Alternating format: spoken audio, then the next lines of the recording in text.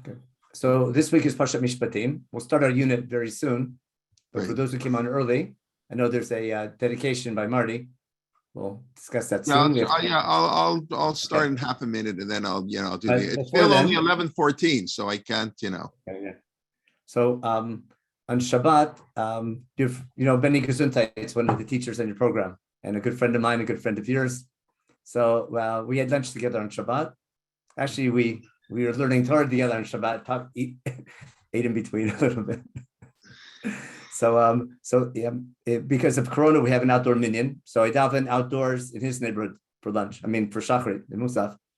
So in their minyan, their street that Benny lives on. The street on that street, Rabbi Moshe Lichtenstein lives on that street. Rabbi Yaakov Meidan, Rabbi Moshe Tarragon, and Noam Stolberg, who's the Chief Justice in the Israeli Supreme Court. It's a good street to live on. Tov l'shcheino, tov. So it's a pretty serious minyan there, and there's other this Shabbos happened to be Judge Stolberg's. Noam Stolberg, he's the judge in the Supreme Court.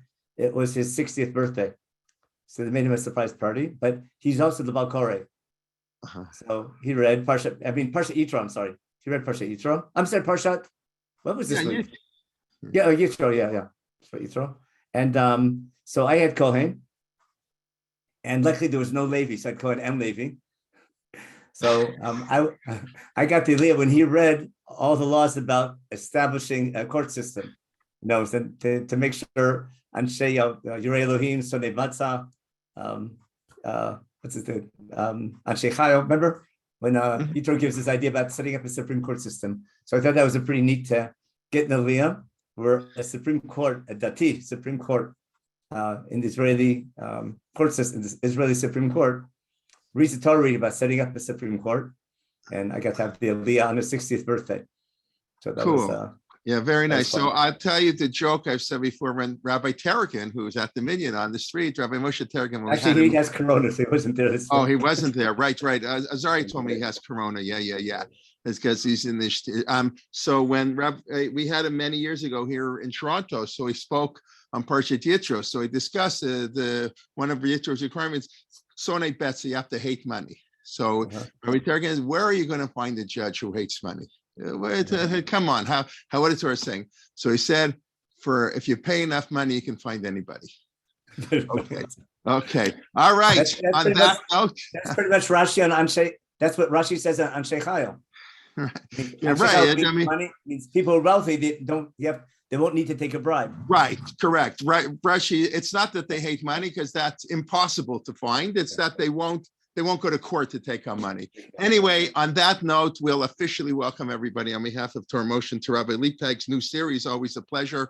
After 1 week break, had withdrawal, syndrome after 1 week. It's a pleasure to welcome back for our regular Sunday shares. We start a new topic on how to read a book in Chumash, how to divide up. And it's a pleasure. This morning, we want to thank Marty Corsell, who is sponsoring this year in memory of his grandfather, Avraham Fuchs, Avram Dov ben Moshe, his uncle, who was killed in the Holocaust, Moshe Yisrael Fuchs, and his professor and mentor, Dr. Noah Meltz, who we know well here in Toronto, Alav Shalom, and his mother, Charlotte Corsell, Zlata Bar Avram Dov. May we be blessed with good health and long life and have occasions to celebrate happy occasions altogether. Thank you. Thank you, Marty. Bakasha Rabbi, it's all yours. So I have to add to Marty's dedication, a personal connection, which I only found out thanks because Marty wrote me about it. He has grandparents and great-grandparents who, when they came after the Holocaust, settled in Akron, Ohio. Now, Akron, Ohio happens to be the city where I grew up and was born, but my father, Alav Shalom, was a rabbi there for many years. And the shul that I grew up in, one of the builders was a family member. Ted Schneider was the Schneiderman family, Sam Schneiderman. And Ted Schneiderman was a judge in Akron, if I remember correctly. And they were members of my father's shul and big members in the community. And he was also a judge, in the regular in civil court in Akron, Ohio. But I remember fondly growing up, I remember those names. So it's a big honor for me to be able to begin a topic which I'm going to our topic today will be pretty much Parshat Mishpatim, but very much related to all those topics. Now, so let me get started. Let me share my source sheet. I think it's over here somewhere, and we'll get started. Here we are. Okay, so our title is How to Study a Biblical Book, and I thought this is a new title, From Text to Context to Theme, and actually the title now is actually the topic, because every week we're going to start with the text, and then after we study the text, we'll try to take into consideration the context, and then we'll use the context to see how it relates to the theme of the book. Or in a nutshell, as we're going to try and show you over and over again, when you study Chumash, you don't only study what's written, but also how it's presented. Now, let me move this up here. And I'm going to start as follows. I want to begin with studying a text. And the title, you'll only understand the title later on. The title is Identifying Units today. We're going to identify a unit, actually more than one unit. And it'll be a case study based on Parshat Mishpatim. There's something special about that title you'll understand in about a half hour. Okay, so we all read the Ten Commandments on Shabbat. Everyone knows the story. I want to begin to share by picking up with a story, just reading the last Aliyah we read, the last two Aliyot on Shabbat after the Ten Commandments. And I want to show you a methodology about how to identify a unit and how important that unit's going to be. Not just something technical, something very basic to understanding Chumash. So we'll start with Lo Tachmod, the last of the Ten Commandments. When that's over, there's a famous story when the people become very fearful from the theophany, from what happened, from all the sound. And what's important to us is Pasuk Tedvav. Vayamru Moshe, the people tell Moshe, Daber atay imanu v'nishma, after hearing God's voice and hearing God at Har Sinai and being so close to God, the people say that's enough. They say, Moshe, we want you to speak to us, and we'll listen. Vayedaber imanu Elohim penamut. We don't want God to speak to us, lest we die. Moshe tells the people, don't be so fearful because fear is good for you. There is something, the main thing to fear is fear itself. Basically, Moshe says, God's testing you in order that you fear him all the time. So that fear will lead you not to sin. Whether Moshe is telling them to come back where they were, is Moshe agreeing with them or disagreeing? That's a big argument among the commentators. But when it's over, Vayamod ha'merachok, the people stand at a distance, and Moshe goes into the Arafel, where God was. Moshe goes up to the mountain to be with God in the cloud, and the people stay in a distance. And now Moshe is going to get the laws on behalf of the people. Now, there's a big argument, which we discussed this. I think we did a whole series on Mount Sinai, didn't we? I'm pretty sure we did. There we discussed when this story happened. Did it happen between Commandment 2 or 3 or before, after? But whether this story happened now or the story in Devarim happened now, but everyone agrees that after the 10 Commandments, God no longer speaks directly to the people. God now speaks through Moshe. So if this story doesn't belong here, the story in Devarim about the fear belongs here. So either way, our next comment will make sense. Therefore, let me summarize. What needs to happen next, we received what we call the 10 Commandments, or the 10 statements, the Dibrot, which is a type of a contract between God and his people. Now that there's more laws, 10 statements is not enough to build a people. We need many more laws. And now God is going to tell Moshe Rabbeinu the laws to tell the people, because that's what they asked for. Vayomer Hashem Moshe, God tells Moshe, Kol tomorrow b'nei Yisrael. Here's what I want you to tell the children of Israel. Got that? And then ... I put here in, let me highlight it with my little annotator, and we'll make a purple light here. You see this? This little quotation mark? That's the whole share today. Meaning, we open a quotation mark now, and therefore God tells Moshe, go tell Bnei Israel the following. And we have to see now where this section of laws that God is going to tell Moshe Rabbeinu, where it's going to end. So God tells Moshe, here's what I want you to tell the children of Israel. I have to identify a unit that begins here, but what I have to pay attention to, there's a unit here that's going to, we'll see how far it'll go to, but it comes together with the 10 Commandments. And we'll see soon it's a very important set of laws. So let's see what the first law is, just to get into the unit, to have a taste of the unit. Let's mouse and say what happens. You saw that I spoke to you from heaven. Therefore, don't make out of me gods of gold and silver, don't do you. The simplest explanation here, and it's easy to prove later on, is that God's not saying don't serve other gods, but rather don't serve me by making images of me of gold and silver. You had an experience, you want to remember the experience. So I always use the, with my 18, I'll give you a little stuff to share for a second. When I teach just 18-year-olds, even whatever age group, the example I'd like to give is from sweatshirts at the end of a gap year. I don't think you'll find a seminary or a yeshiva or any kind of one-year program, even any summer program, where at the end of the program, everyone who was in the program has either a sweatshirt or a t-shirt. I'm sure you're familiar with the custom. Now, I use that analogy to explain idol worship in a positive way. I explain why. No one at the end of the year needs a sweatshirt. They have 50 in their closet at home somewhere, at least 20. But no one needs a sweatshirt, but everyone needs a symbol of their year, of their experience. Be it the 2 months they spent in summer camp, be it the year they spent in Israel for the year, whatever program they were in, you need an eternal memory of that experience. Now, again, I need some physical object to remember. Sweatshirts happen to be our custom, our minhag. So in ancient times, the minhag was making idols and things like that. But our custom is making sweatshirts. And what's important is what you put on the sweatshirt. So what you can have on the front and the back of the sweatshirt, someone has to design it. And the people designing the sweatshirt are going to have something on there that usually have something that will remind the people of their year. Usually it's going to be something that only the people who went through that experience will understand the symbolism of it.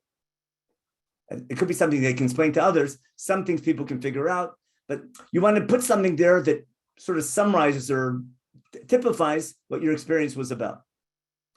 So that's got the idea. Therefore, everyone went through this Har Sinai experience. That was a big wow. What's God afraid of? Oh, we were at Har Sinai. We went to the Super Bowl. We were there. I need a souvenir to bring home. Remember, every time you go to any Disney thing, there's the gift shop at the end. You need a souvenir. It works to this day. It's human nature. That's why I'm explaining it. And that's what happens. People need a memory of Mount Sinai. What's God afraid of?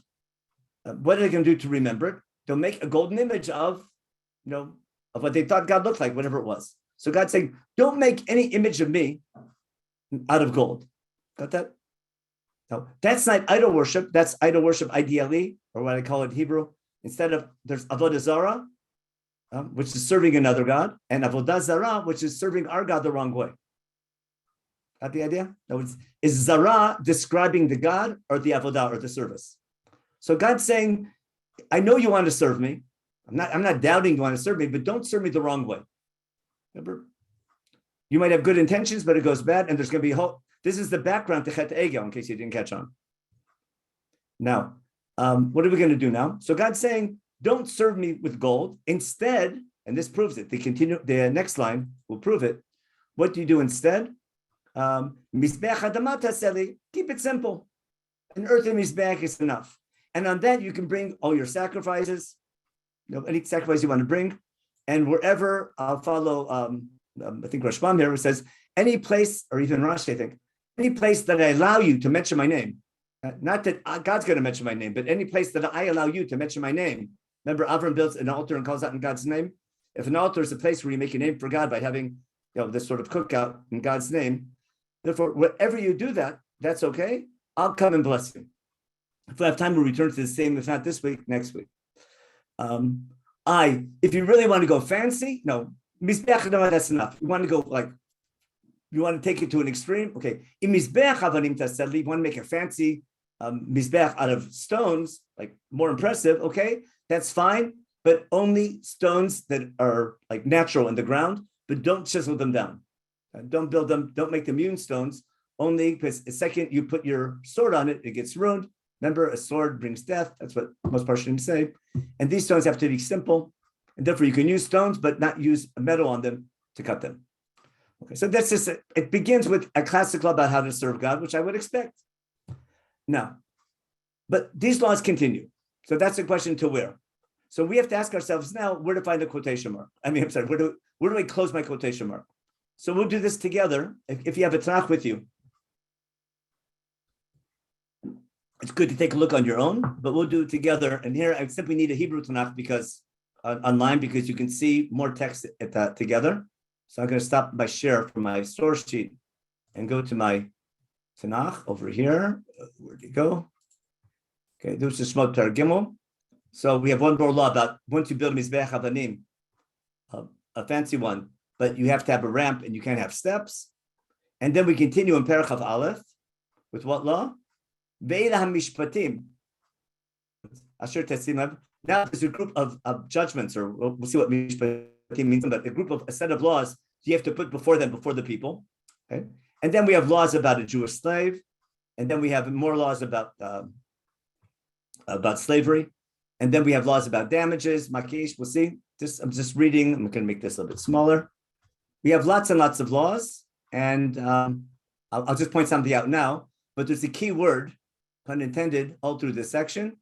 See how it begins? Ki tikne eved ivri, and then it says v'chim kor ish et bitolama, v'chi yazid ish areu. Where's the next one? V'chi ruvun anashim, v'chi yakeh ish et avdo, v'chi natsu anashim, v'chi yakeh, v'chi igach. Where's some more? V'chi yiftach. Got it? V'chi yigof, ki yigdov. That's my. I hope you understand my pun. There's a key word in this section, but there's a section of laws that every subsection of laws begins with the word ki, or something similar. We'll see why, but ki can mean either if or when. Usually it means when something happens. Should this happen? So all chapter 21, we're continuing with laws.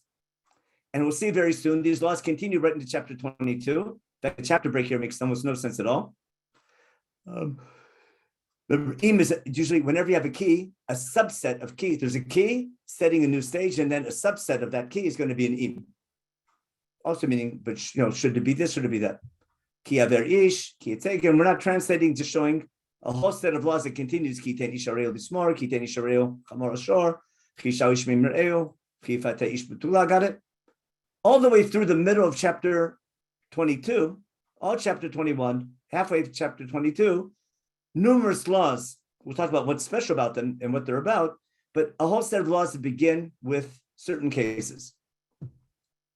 Now, then all of a sudden there's a change.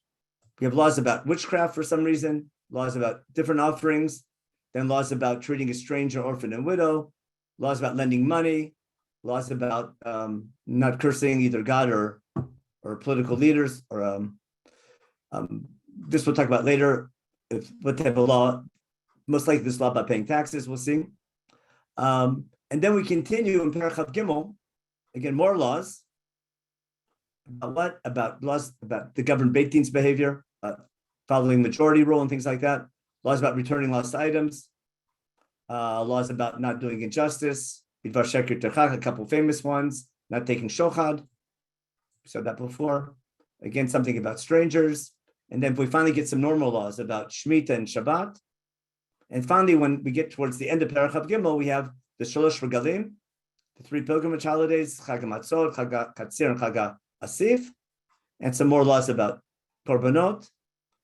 And we're still within that quotation mark. Hope you're catching on. Chapter 21, 22, 23, all laws.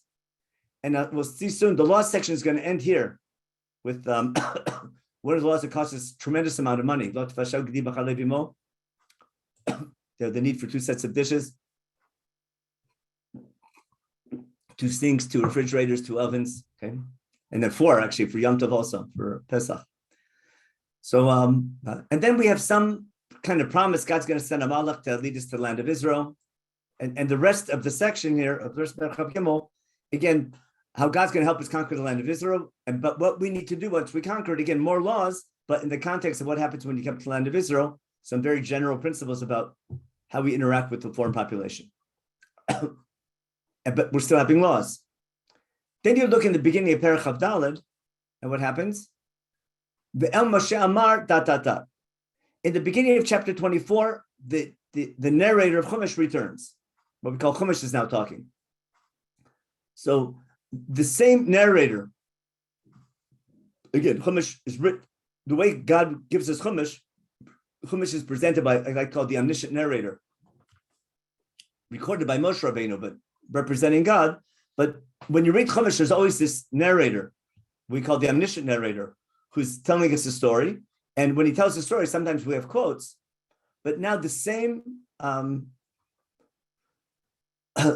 speaker of Chumash who told us that Moshe went into the Raphael and God told Moshe Rabbeinu, Kotamar, now that tells us, and by the way, God had also told Moshe Rabbeinu to go up the mountain with Aaron, Nadav, and Abihu and make a ceremony, and that's the famous Nasa V'Nishma story later on. So basically what we've done, so I go back to the end of Perek Chav Gimel, where do we put our final quotation mark? Comes right over here. I'll just draw it for fun. Draw, and we have right over here. It's supposed to be red. Okay, we have our final quotation mark over here. No, it's up. It's up a few verses. You put it in Lamed Bein instead of Kaf Dalet, I think it is. Oh, you're right. My mistake. Wait a second. Chav Gimel. Yeah. Wait, what happened here? Wait, let me. You slid the page down a little bit too much. Stop the share and go back again. It's right. Lamokesh is the end of Perek Chav Gimel, and we're over It's here. right. It's Lo Tavash Ogdi B'Chalevi Mo is where it's No, No, that's not Lamokesh where is we end. correct. That's my whole point. Yeah, my whole point is the quotation marks end here. At the end of Perek Chav Gimel, after the promise.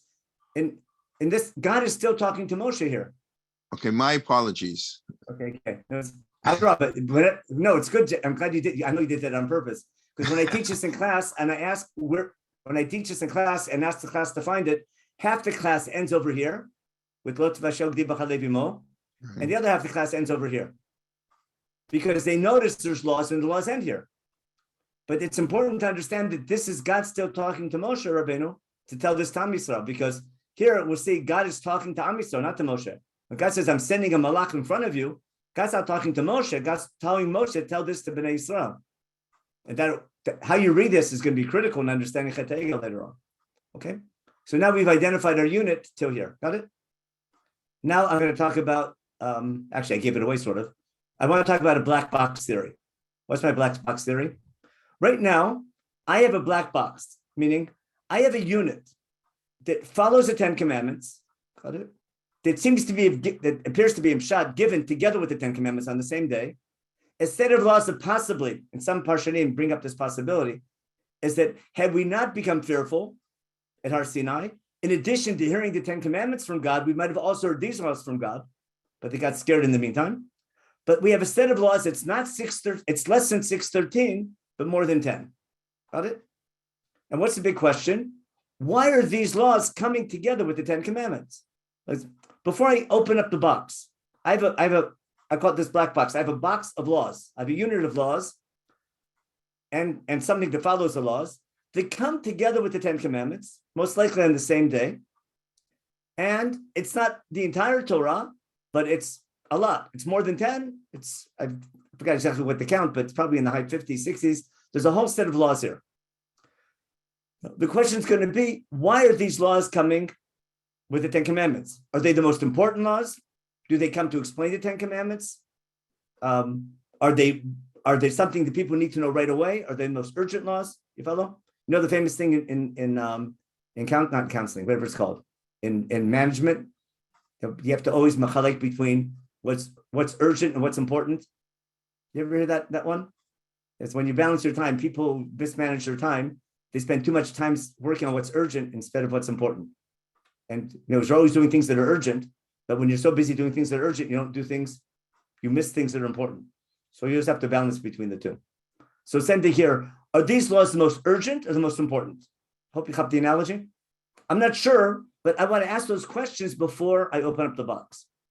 So again, I just showed you, maybe we went through a bit too much detail about what the laws were, but what we noticed, we have a whole bunch of laws, 3 chapters of them, and now we have to open the box and see what they're about.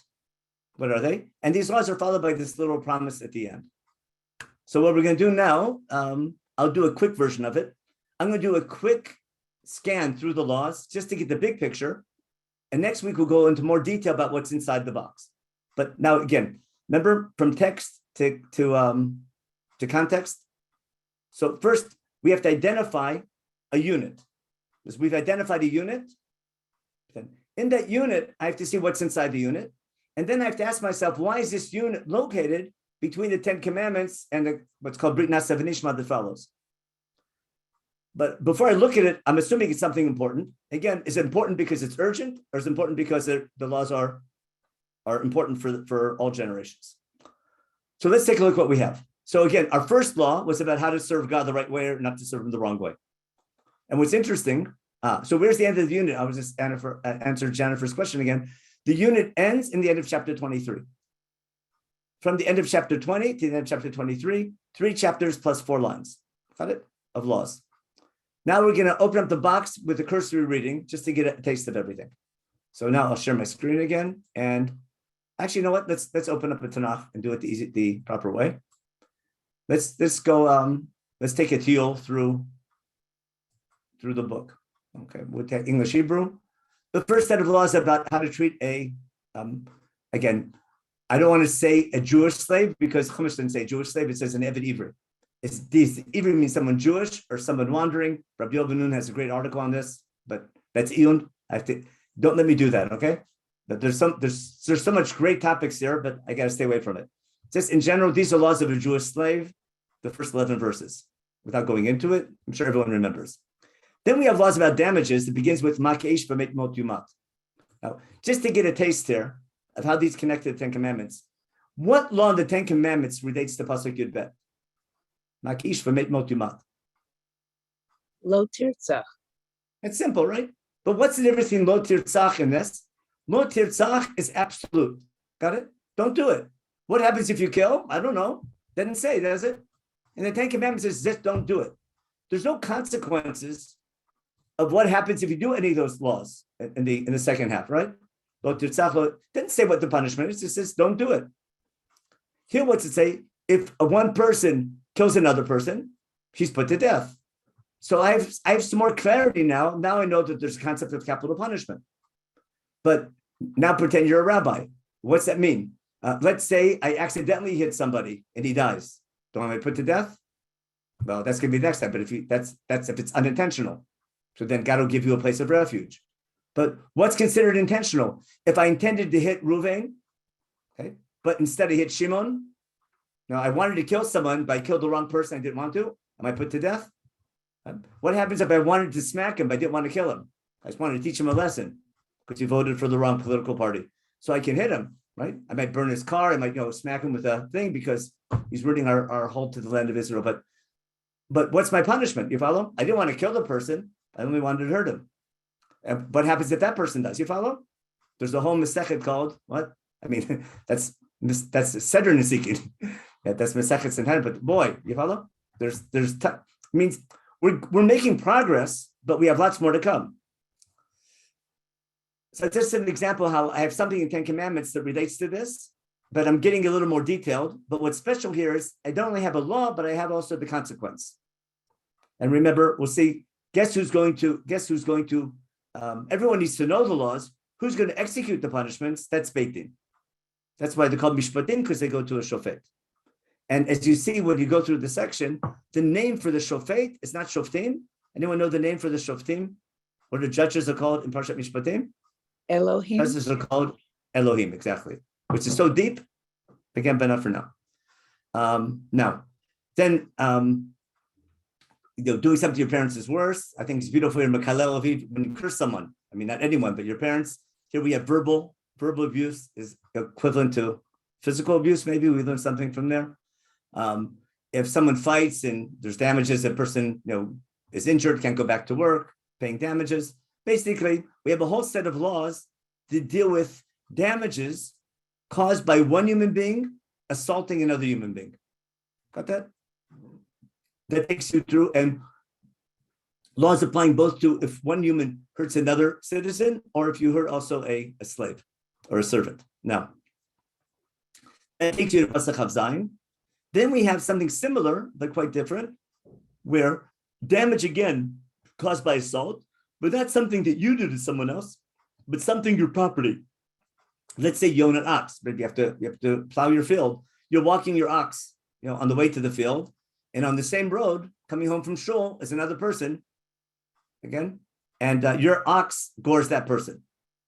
Now we're ready to learn Bava Kama, in Ezekiel. So what happens if your property hurts another person. And then it depends whether, remember, short tam, short mawad, that's the different laws. What happens if your servant, okay? What do you call it? It's a, then if your servant does something, what happens if you open up a pit in the public domain and someone falls into it? Are you responsible? What happens if you, if you're, what do you call it? If your animal hurts another animal, got it? So basically, there's lots of different ways that a person can cause financial damage to another person, either through assault, your assault, through your property, or sometimes your action. But bottom line, in every single case, there's damage done to another person, and the question is who's responsible and taking that responsibility. You can also cause damage by stealing something. Got it? And then we continue in chapter 22. What happens when you steal and you catch the ganav and things like that. Then let's say your animal's in the field and it starts eating from someone else's field. You have to pay back from the food he ate, and you have to pay the highest rate. You can start a fire in your field, but if you're not careful and your fire in your field goes to another field, you have to take responsibility. You can cause damage by negligence. I can watch something for somebody, but not watch it carefully, called shomrim, shomer chinam, shomer sachar, all of these famous laws. Basically, and here again, sometimes you have to take an oath, and you go to Elohim, which hears the judges for the oath. Anyway, this is all laws, what's called nizikin. Then when you borrow things, you're also responsible. And I want to end with this last case, because sometimes it's misunderstood. Let's say there's what's called a, called simple, a date that went a little too far. Okay, well, make it in this way. No, it's not classic. It's not a case of rape, but rather a case of a relationship that people got together, and he really should marry her now after what happened. But if he doesn't want to marry her because of what happened, her value in the shidduch market just went down. So we don't learn from here that women are treated like property, but because the topic here is financial damage caused to other people, your actions in this relationship are going to cause her father to lose money. And therefore you have to pay her father the change in her value because of what you did. Okay. So also I want to show you is all these cases up until now are where one person through his actions causes damage to another person, either physical damage or financial damage. Watch the change now in Pasuk Zayin. Mechashefa lo tchaya. Oh, I should have mentioned, all these laws are Beit Adam L'Chavero, aren't they? That should be obvious between man and fellow man. Now, what's this law about a witch? You can't leave her alive. Tell me two things that are special here. As far as the way the law is presented, is what? Yeah. Oh, yeah. That's like a, the Dibrot. It's like a low. It's an absolute law. Mm-hmm. Okay? It's not a case. Now, the laws up until now were called case laws. That was my joke in the beginning of the title. A case study in Parshat Shoftim. That was supposed to be my joke, but I don't know if anyone got it. And lo techhaye is weird instead of taharo. Because it's not exactly a case law. Because what's it saying? There's also a punishment. I mean, it implies a case law. Listen, it sounds absolute, but it's not like lo tirtzach, is it? Because the Ten Commandments, they don't have what the punishment is. Here it says, a machsheva. It doesn't say she won't live. It says, don't let her live. Who's Chumash talking to? If I see Hermione, you know Hermione from which, and let's say, and by the way, does it apply to Harry Potter also, or only to Hermione? Is it only a female, which are also a wizard? So remember what Rashi says? It's called a witch. Her whatever her name is. Yeah. Okay. Is it only a female, or is, as Rashi says, it's dibar katuv b'lashon oved? Usually, witchcraft is practiced by women, so that's the. But it would apply to a wizard as well, to a machshev, to a male witch. Okay, but this implies a punishment. But who enforces this? Understand my question? That's the wording here is quite different, and on top of that, is this bein adam lamakom or bein adam l'chavero? How would you categorize this? It's laws between God and man, or between man and man? It's both. Look at the next case. If someone sleeps with an animal, you put the animal to death, or do you put the person to death? It sounds like you put the person to death, right? It sounds like these are law commandments to the courts. Exactly. Now, I'll just give a quick explanation. Up until now, the court finds out about it because there's a plaintiff and a plaintiff. There's what's called a toin and a nitan. Someone comes to court and complains. Beit Din is usually passive. They sit at the gate of the city, and people who damage has been caused to, they come and complain. Okay? And then, so two people have an argument. Who owes somebody what? And Beit Din makes that decision. But Beit Din is passive, and people come to Beit Din. These are cases that Beit Din has to be proactive, because the animal that the person slept with is not going to come to Beit Din and complain. Back then, animals didn't know how to talk yet. So so I think these two cases, it's still for Beit Din, but Beit Din has to be more proactive. Are these between God and man or man and man? I think there's somewhere in between, has to do with society, but again, that's a topic for Machshava. Now, how about Pasuk Yotet? Zovech le'Elohim bechoram b'oti Hashem levado. That's for sure between God and man, right? That's the classic. I don't think there's any way to understand it. I was just after this Shabbos, I was thinking something. Usually, Zvachim go to Yud Kei Vav Kei, don't they? Usually Zevach goes to Yud Kei Vav Kei to Hashem. Do you know anybody who is Zovech Elohim in Chumash? Yeah, Rabbi Jay smiling. We read about it on Shabbos. Yitro, remember? True. He wrote Olot Shlamim. He was Zovech Olot Shlamim Lelohim. Now, is this sort of? I'm not sure whether it's related here, but it's really cool that Zovech Elohim Yochram B'Ti Lashem Levado. Is this? Who's Elohim here? Is Elohim the judges from before, or judges the other gods? Or who? I think it's really cool. I have no idea. It just dawned on me on Shabbat. I was thinking when reading that Yitro, by God's name, alter Yitro is always Elohim. There's Chukei Elohim, Yirat Elohim. Remember, you pick people, Yirei Elohim, not Yirat, no Yirei Hashem. It's Yirei Elohim. So it's interesting what Zevech Elohim is. But again, I'm getting sidetracked again. I'm going to run out of time. It's not good. Okay. But this law is a bit of an exception. Now we go back to between man and man. Don't cheat, right? Or wrong a stranger, right? And don't oppress him. Why? Because you were strangers in Egypt. Now, what's the key word here again? Key, but it's a totally different word now, isn't it? Because up until now, the key word was at the beginning of a case that introduced the case law.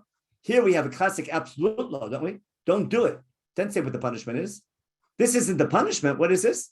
This is the reason, not why you can't, the reason why you shouldn't, of all people.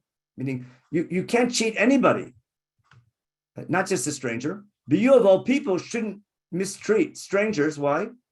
You know what it feels like to be a stranger because you were strangers in Egypt. That's going to be a motivator of why you should keep the law. We haven't had this anywhere before, right? This is totally different type of law than we had in the first section. And the same thing, another absolute law. Don't afflict an orphan or a widow. Have Rahmanos on them, treat them nicely, and don't be mean to them, and don't afflict them. Okay. And if you do that, boy, who's gonna punish? Beit Din doesn't punish here. Beit Din doesn't even know about it. What happens? That almana, that widow or orphan, is going to cry out to God, and what'll happen? God will hear his cry. Now, I call this echoes of the Exodus. Anyone understand why? Echoes of the Exodus? In case you forgot, let me just show you something real quick. Bnei Yisrael cried out, and then Hashem heard it. I just show you where the echo started. At the end of chapter 2, remember, right before the burning bush. Okay? They cried out to God. Also Yishmael. And then also they have early in Bereshit, correct? And in chapter 3, the first thing that God tells Moshe Rabbeinu after he takes off his shoes is, okay.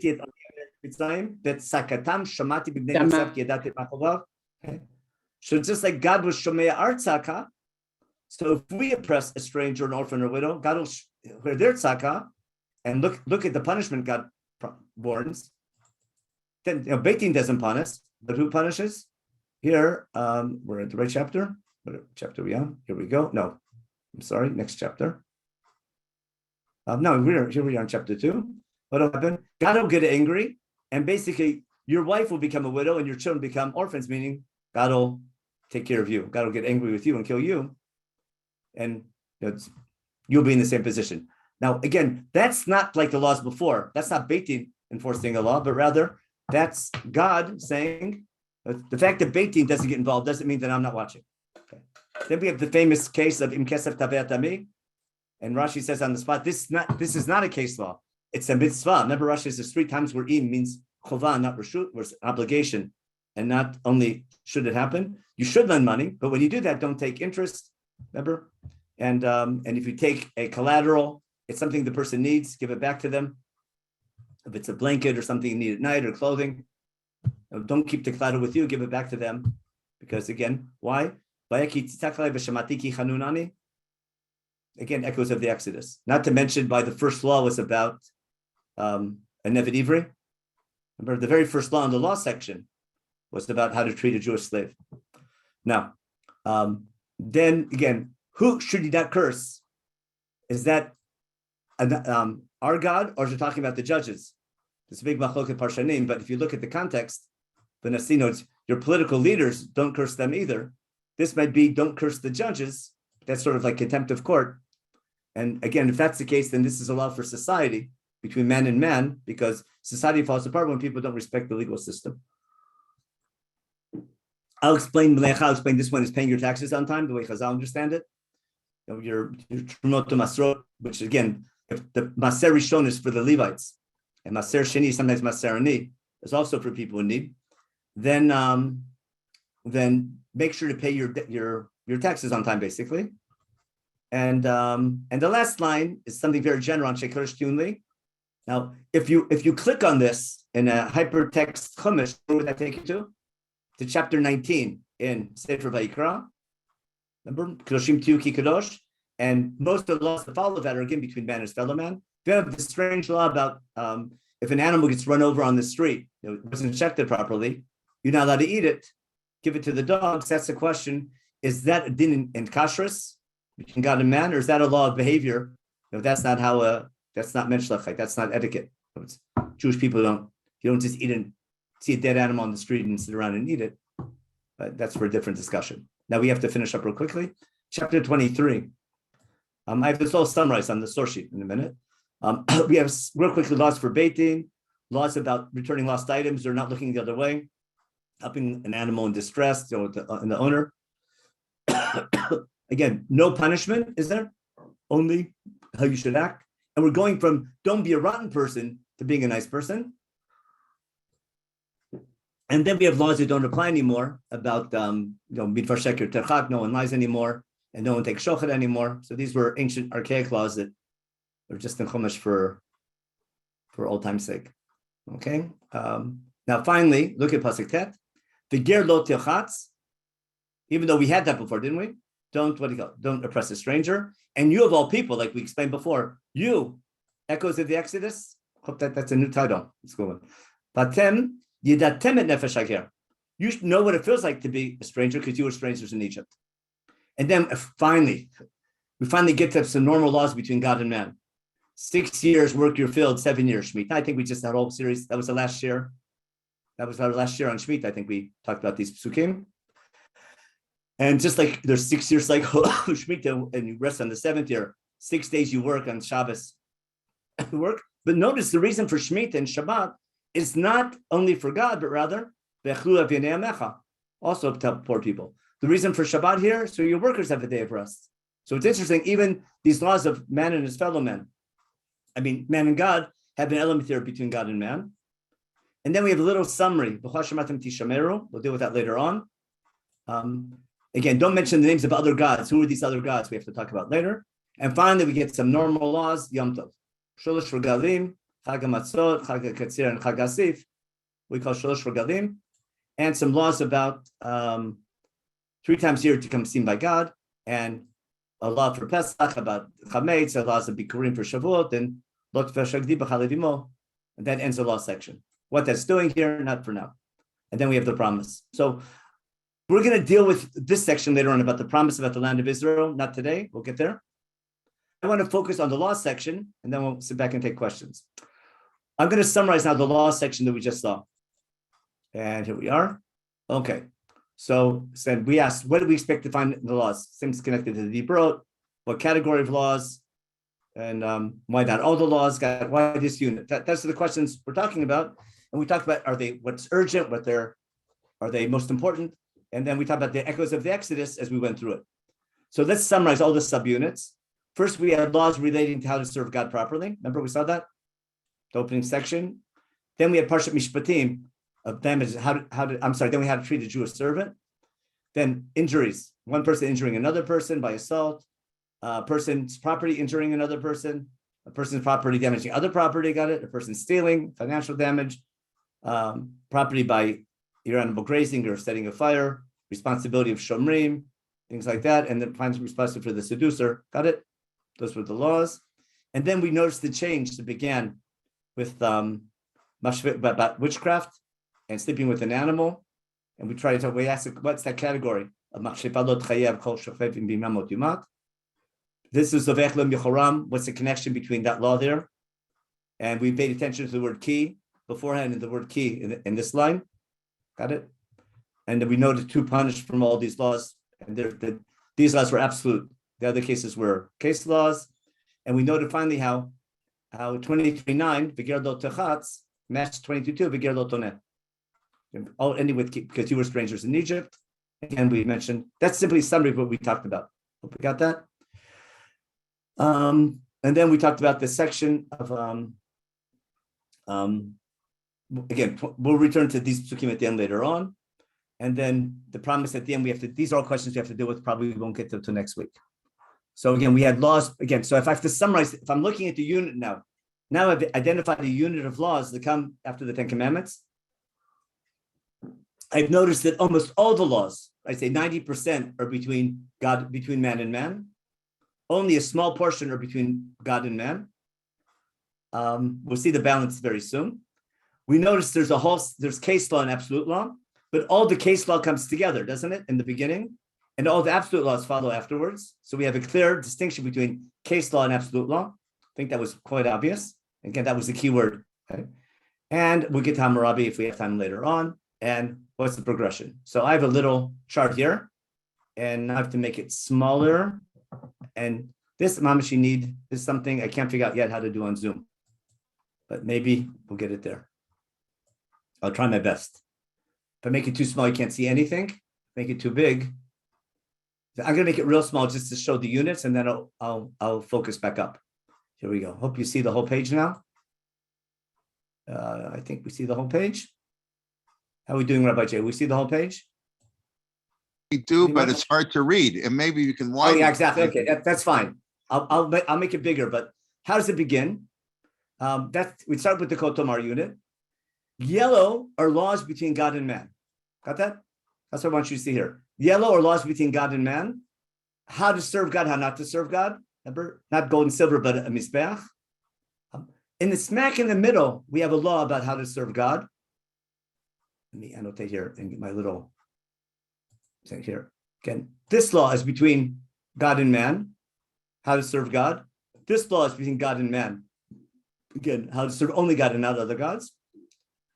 And this law is how to serve God, 3 times a year. And they all deal in some form or other with zebach, don't they? Mizbeach here, zovech and yechoram, and bringing korbanot on the Yom Tovim. If that's what you do when you come to the Beit HaMikdash on the regalim, and later ends with Lo Tizbach al Chametz Nam Zivchi. Which basically it's bringing offerings to God, how you offer God and what you don't offer God. Now, but I made a big deal about these 3 sections. Why? Because they're also going to delimit subsections, and that's my title: identifying units. So this whole thing is one big unit. Actually, it's even the Kol Tamar unit is everything God saying Moshe Rabbeinu, which includes that promise which we didn't read, about going to the land of Israel. But within that, I have a law section that's a subunit. The subunit has an envelope structure. Got it? It begins with laws between man and man, between God and man, ends with laws between God and man about serving God. In the middle, a strange interruption, but that middle interruption is actually a delimiter that delimits between 2 types of laws. This section over here now we can have a different color. Let's go with orange. How's that? This section over here, let's make it even bigger. 1 second. Draw. That's good. Okay. This section over here that was the key. That was the case law. All these laws were case laws, everything around here. This whole section was case law. And this whole section was absolute law. Got it? These laws were all mishpatim, going to the shofet, and we have to see what's special about these laws. Got it? So I call this, if you know, remember, you know what a double whopper is? You know, a hamburger kind of thing, where there's a bun on the bottom, a bun on the top, a bun in the middle, and one slab of meat here, one slab of meat there. So I call it a double sandwich or a hero, whatever, I forget what they call them. But I'm pointing out, I hope it's clear now. That's what I'm using the colors for. And then we'll make it bigger in a minute. What I'm trying to show you is the way the laws are presented, there's a unit, and the unit has a structure to it. And when you go through the unit and differentiate between God and man, it's quite obvious what the units are. And now we understand the delimiter. Now, when you read a linear Bible, got it, and just take a law at a time, you'll never notice something like this. And that's the key point I want to get across in the shir today. Remember the title, how to study a book in the Bible? You have to begin. One key tool is identifying units and paying attention to them. So there's nothing wrong with learning a pasuk in Rashi, a pasuk in Parshanim, a pasuk in what's next to it. But sometimes you have to take a step back, what's called look at the forest through the trees. Look what's going on in the bigger picture. And when you look at it, you see there's a clear structure to the unit. Now, what I'm doing now again is objective. This is what's called objective analysis, which I think is, you can prove yes or no, but I think it's quite objective. That's the breakdown. So it's clear that this middle section over here is case law, with the key word, with every case is followed by Beit Din, executing the punishment. These laws have no punishment in Beit Din, and they're absolute the way they're being presented. And the laws in the beginning, the middle, and the end are between God and man, usually about how to serve God. Now, if I just take, I'm going to focus now real quickly on, let me clear all these little drawings. And I want to focus on this middle section. How do I make it bigger? What is the pink purple? The purple is next week's year. Oh, okay. Yes. Purple at the outside. The purple is a summary. Everything I told you keep, and don't mention names of other gods. That's a summary line. That summarizes, but we have to have what's the summary doing there? It says, I'll make it bigger in a minute. The purple line is a summary, but why the summary is not at the end, we have to talk about. But that would take too much time. And now I got to figure out how to make my screen bigger again. I lost my, oh my gosh, I'm losing my, how do I find, I'll get there. Maybe I'll do it like this. No, that's not good. Maybe. Wait, and the green was not case law, but you called it something else? Absolute law. In Hebrew, Absolute. yeah, absolute. In Hebrew, mishpat mutneh, like condition. We'll right here in a minute. This is called, I can do it here. 1 second. Text, there we go. I make a text box right here, and I can write in Hebrew, because I have a Hebrew computer. Mishpat mutneh. Okay. Ne, like a tanai. Ne, that's conditional law, and this is, oh, that's not good. Here we go. And this is mishpat mukhlat. Mukhlat. That's absolute law. Got it? That's conditional law, and this is, I can write here. This is absolute. There's some fancy word in English also for it, but someone's a lawyer. I'm sure they've heard these words before. And this is apodictic, I think. Yeah, that's too many syllables for me. This is case law. Okay, that's case law. I think they're called torts or something. TRTS, or is that from a bakery? That's just damages. What? Torts are damages, right? Yes, I remember the word torts comes up sometimes, and I always get that mixed up with something. Kama is torts, basically. Yes, Arbavat Nizikin is torts. Yeah. Oh, speaking of Kama, what is the first mission of Baba Kama? Avot Nizikin. Avot are principles. Got it? So when the rabbis study these laws, these aren't laws, these are principles. And from these laws, I derive principles. Got it? And when the rabbis paskin a future law, they don't open up Parshat Mishpatim. They study Parshat Mishpatim and derive a principle. And then based on the principles, they paskin the other laws. You follow? So I don't go and look up what's the law here.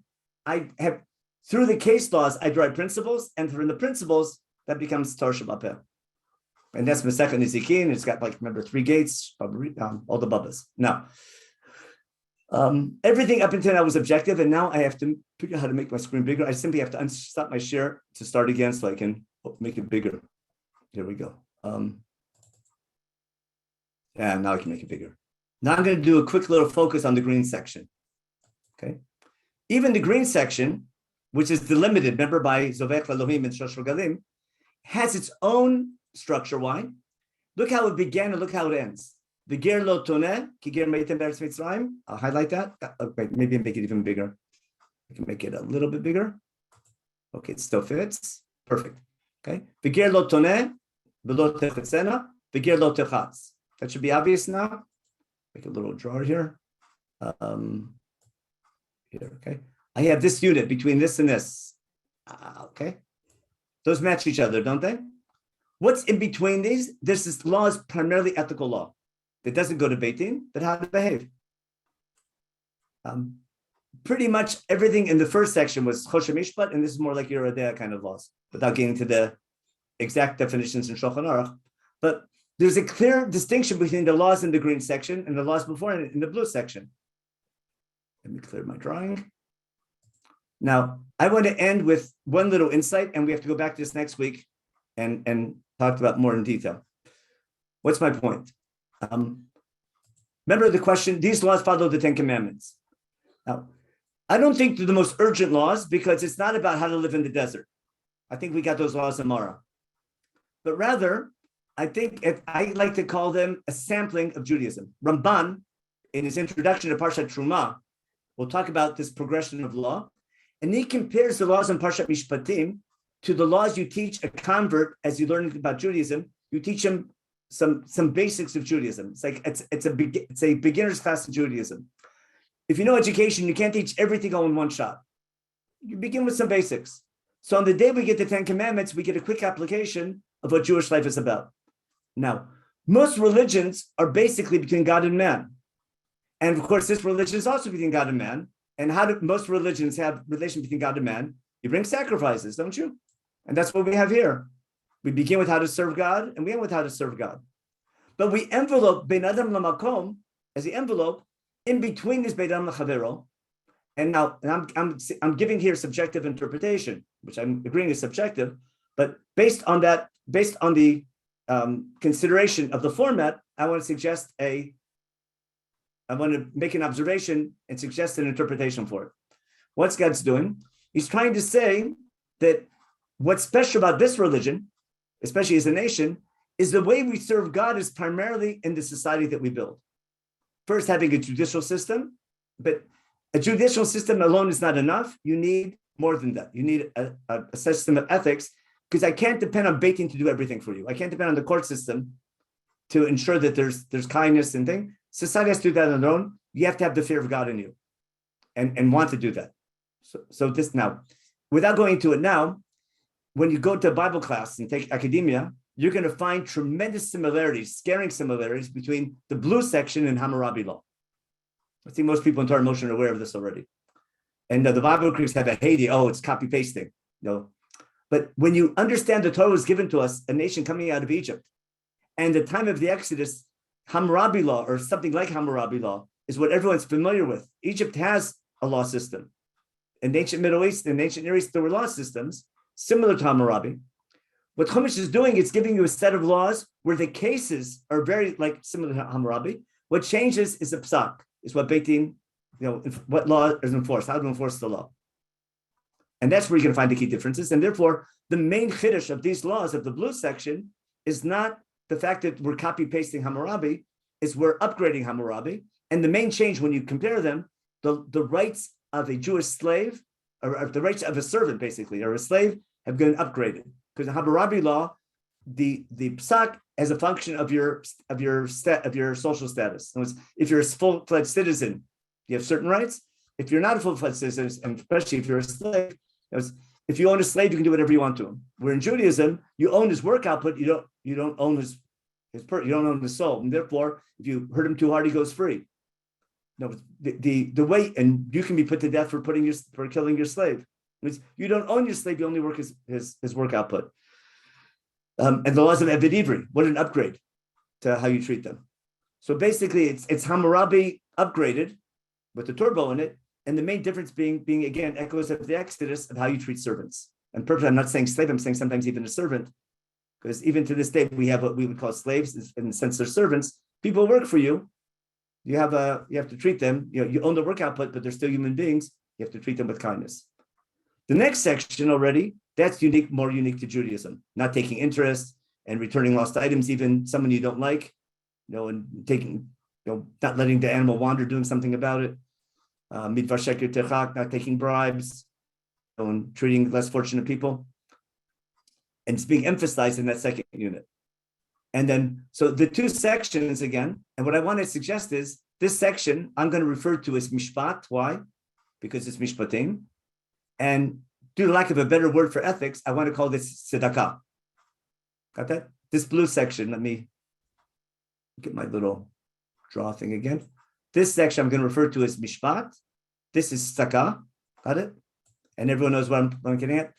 I want to say that this is a sampling of the underlying theme of Chumash ever since Sefer Bereshit. And that'll be easy to do now. We can clear the thing and we can go back to my source sheet. Let's go back to my mouse. Yeah. So what do we have in Sefer Bereshit? Remember why we were being chosen? In the story of Sodom, I'm sure everyone remembers. I'll make this back to bigger again. What did God tell Moshe? What did God tell Avram? God told Avram, I can't hide from Avram. My deliberation, remember God's deliberating, should I not destroy Sodom? And because there's that tzaka from Sodom, tzakat Sodom over Kiraba. God hears the cry. They should be punished, but can I give them a chance to do tshuva or not? So he has a whole discussion with Avram, whether God should give them another chance. And Avram argues if there's 50, even down to 10, righteous people who care about the injustice, God's willing to give them another chance for doing tshuva. But why does God have to share his deliberation with Avram? Because Avram's going to become that nation one day to bring blessing to other nations. Why? Because I came to know him in order, not God doesn't know it will be, but God came to know him in order that. God came to know him, God chose him in order that he would command his children and they their children to follow the ways of God by doing tzedakah and mishpat, in order that God's goal for Avram Avinu would be fulfilled. So if that was the goal of why God picked Avram in Sefer Bereshit, but God wants not individuals, he wants a nation doing that. So there's another Brit in Bereshit about going into Brit Ben Abtarim, going into Egypt, out of Egypt. We're finally out of Egypt. We finally have our national identity and we have freedom. We're about to get a land of Israel that God promised, but first we have to become a nation in the service of God. And we're going to have a set of laws that reflects this underlying theme of a nation chosen to mishpat and tzedakah. So what I want to claim is this mishpat and tzedakah is reflected in the two sections of the speech, the mishpatim, mishpat, and this type of behavior we'll call it tzedakah. If I had time, I'd prove it to you from Psukim, but my hour's up and I know there's lots of questions in the chat we'll get to. Now, this little line over here, this transition line will be, we need this line to understand the next section about what happens when you come to Israel. We'll deal with that next week with the second section. So we went from text to context to theme. I hope I took the title. And now I'll see, I have to stop the share and let's see if it's in the chat. Okay. Let's see. Oh my gosh, 1 second. Okay, so those are the source sheets. That's easy. The end of the we got that. Okay. And Aaron, wasn't he in Elohim? Okay. When we get to Chet Egel, we'll talk about Aaron being in Elohim, being that. Moshe. Elohim is someone of a higher authority. And Elohim is someone who makes decisions or higher up as opposed to lower. That's the beginning in chapter 7. But remember Aaron Neviecha means you'll be like Elohim to Pharaoh, and Aaron will be your Navi. We'll see that later on. Okay. You have to till 7:15. Okay. I overdid it. Okay. Oh, that was a private message. Okay. Okay. For everyone, 2 offerings on television. JBS, know what that is? If you check their schedule, teach about the Sanhedrin, and PBS, there's a series on Vienna blood. Okay. Vienna. Okay, that's Jewish broadcast services. There's a link there for people who want that. You also have to, the Aliyot. Okay, we'll talk about the Aliyot later on. The Aliyot are meaningful, but they're that's right. Sometimes we take a break. Sometimes when Shabbos is over, we call it the chill break. Sometimes we forget last week's share. Last week's Torah reading, we start a new one. But Parsha Mishpatim has to be always, studied in context of where you left off last week. And also, I wouldn't say you have to ignore the aliyot, but you have to understand why we stop there. So sometimes there's meaning to where you stop. Sometimes it's just a technicality. But you're right. When you look at units, you have to ignore the aliyot because they're really not part of the structure. Okay, that's not a question. And okay, thank you. Any other questions about that? Yeah, can I ask something? Sure, go ahead. Yeah, thank you. The middle section, which emphasizes the aspect of Gerim and Inui, when you go back, as you know, to the Brisbane of Sarim, it also includes Avdus. Now, the Avdus you said comes at the beginning, but here there's still this sense in which being a ger or afflicting someone is just not acceptable. But for slavery, it doesn't have that. We have this balancing at the beginning on how to treat a slave, but we don't anywhere, if I see, well, this is how you can afflict someone. Oh, no. So again, that's why I purposely, I'm not sure an Eved is a slave. I think an Eved can also be a servant.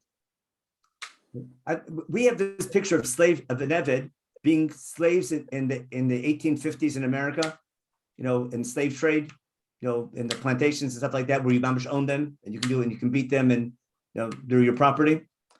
And that's how sometimes we view our slavery in Egypt. It's not so clear whether that was the situation even in Egypt. But I think a live-in, what do you call it? A worker who comes to your house, and works basically, does your housework every day, is a servant, but they also have to be treated properly. The fact that they get paid and they leave and they go home and they have their own, it doesn't mean they don't have the halachic status of someone who's less fortunate. That's one thing. So Eved, I don't think always means a slave. I think it means a servant or a lower class citizen. As far as why doesn't the Bible get rid of slavery altogether? That's a whole discussion. It requires that's correct. Why? I think, as you said, slave. The Eved is not anything that we would ever think of from the past few hundred years. It's a form of employment, because at least that's how it was among the Jews. There's so many mitzvot. But one of the important things to remember is the word, there were no converts in the sense of ger. So a ger is not a convert as of today. There's a total misuse in the translation and the meaning, because a ger is somebody who was resident in a place or So what Bati is talking about in Chumash later on, there'll be two forms. There's ger asher b'kirbecha and ger asher b'sharecha. There's the ger in your midst, for example, who has to do brit milah to eat the korban pesach, and there's a ger asher b'sharecha who seems to be a non-Jew, who's this living in your society, a minority in your country, who happens to be living in your country for whatever reason, and you have to treat them nicely, even though they don't own land and they're not part of their thing. Do you give them the right to vote or not? You can argue things like that, but they're in a nutshell, the way I understand it is that Chumash was given in real time in the society of the time, and the laws relate to that, but the principles can be applied when realities change. So when Chumash was given, that women were fourth class citizens. When in all societies, not just in Jewish society, so Jewish law might reflect that. When society changes, so how do the principles of halacha remain the same, but their application might change because realities change? That's a massive question. What I'm saying is the rabbis learn from Parsha Mishpatim a set of principles, and extend how to understand Eved when it says you were Kiev. Remember how to treat a slave because you were slaves in Egypt.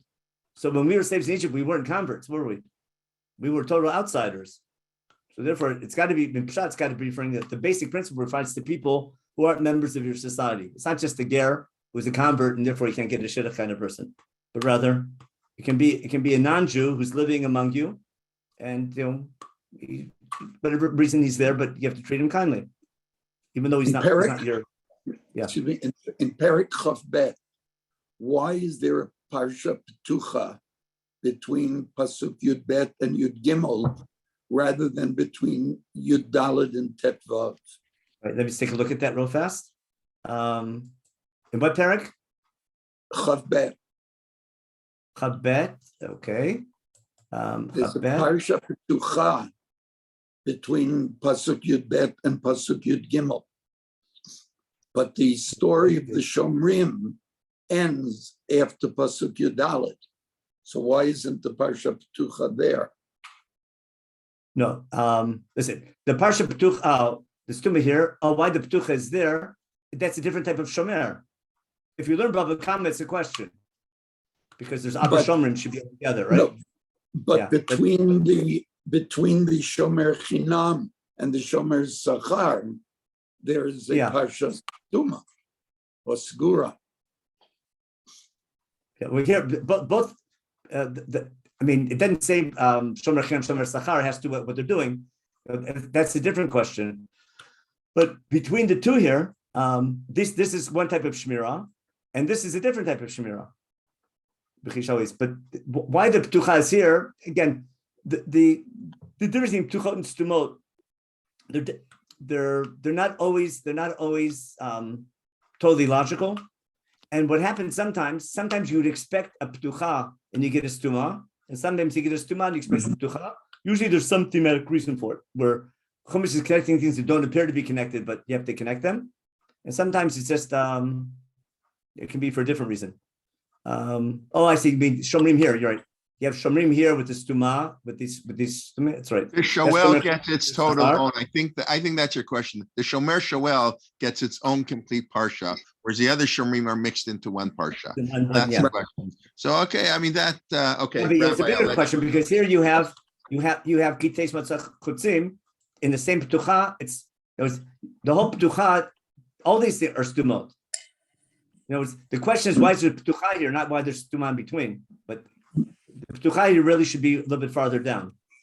Now, I think what's happening here is by having a Ptucha here and a Ptucha here, right? We're setting up an equivalence between this section and that section. Understand? I would expect the Ptucha right over here, maybe here or maybe over here. But by putting them all within the same Ptucha, I'm linking the two sections together. I think this is a case where I wouldn't expect a Ptucha, and I'm getting a Ptucha, even though logically there should be a Ptucha, but having a Ptucha where you wouldn't expect it, and putting this is connecting the two sections together. It's like the link. It's like linking them because the whole point is we're linking them together, the two sections. Rabbi? Yeah, go ahead. Yes, the statement that not to oppress a slave because in your heart, you remember that you were slaves in Egypt, I would suggest is probably the first instance of empathy noted in an ancient text, empathy, because you're supposed to understand what it feels like, not just not to do it. Yeah, it's just, put it this way, the empathy is going to guide you all the time. Some people have a beautiful custom of they have a custom to pledge their allegiance to God every day when they say Shema. You remember that, God's your boss and you're Jewish every day. Some people, after they say Shema every day, at the very end, they remember that God took us out of Egypt for a reason. Remember that commandment? And again, if I follow Parshat Mishpatim, then the reason you remember the Exodus every day is not out of gratitude, oh, thank you, God, that I'm free now so I can oppress others, but rather the opposite. I have to thank God, remember why he took me out of Egypt, so that I can be a model of how to treat other people. I have to remember I don't remember that he took me out of Egypt, I remember why he took me out of Egypt.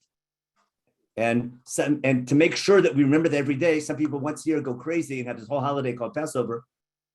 And that's all they talk about for a whole week and tell the whole story with the whole family. About Brit Ben Abtarim and everything. But that's a custom. I'm sure people still keep that custom today, but it's definitely a praiseworthy one. Okay. I'm glad that was yeah. All right. Thank you, Rabbi. Thank you.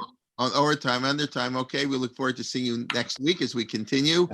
Next year is tomorrow. Lindsay Dr. Guhart's talking about Islam for Jews, part 3 tomorrow. And then we continue Alex Israel on Tuesday, part 2 in Eliyahu, time in Alakad Tuesday night. etc. Rabbi Kowalski, Dr. Sokolow, Shuli, the Parsha Shir this week, Rabbi Helfgott, my shir on the Siddur on Friday. And as I just put in the chat box a little while ago, our new series this week starting is Malka Simkowitz on the Jews of ancient Egypt. Those remember she gave a fascinating series last year to the experts and sort of beginning of Rabbinic Judaism. So that will be a 4-part series at 10:30 a.m. Eastern time, 9:30 Central, where she lives in Chicago, 5:30 in Israel, and then she'll finish 11:30-ish, and then we'll have a little break, and Shuli will have her series at noon on Thursday. And then next Monday, Mark Shapiro will be beginning a new series on the rise of Reform Judaism. I guess after Show Lieberman, now we're going to move to the rise of Reform and the traditional response. So that'll be Monday night, 8:30, those in Israel. It's well worth getting up at 3 a.m, but I get it. If you don't want to, you can always watch afterwards. But so that'll be next Monday, starting a series. And then we'll have next couple of weeks, got a few more series starting. But please invite a friend. And if you're not signed up, I think if some people got linked. If you're not signed up, please join our email list. And we look forward to learning with you and always getting your feedback and ideas. There's always, there's so much out there, and there's so many, things good ideas and teachers and topics I'm not aware of. So I always like to get ideas from the people, who are here. And often we do actually follow up on them. We really do. Some of the speakers have come through our participants, and that is wonderful. Others have not, but of course, come from all over. So we look forward to have a wonderful week. Shavua Tov. And Rabbi, we'll see you next week. And please God, when I get to you, I'm going to come down on your minyan on your street. We'll come Azaria and Azaria's in the food every other day. I'm sorry. I want to thank Marty again for sponsoring, and you wrote me a nice note about Akron, Ohio, so it meant a lot to me today. Yeah, I saw you at Akron. Yes, I haven't been to Akron, Ohio either, but I want to come to your street in Harwich and Alon Shvu before I go to Akron. Okay. Okay. All right. Be well, everybody. Have a wonderful week. Look forward to learning with you soon. Okay, Well, thank you. Bye-bye. Thank you. Thank you, Shakor. Thank you very much. Thank you. Bye.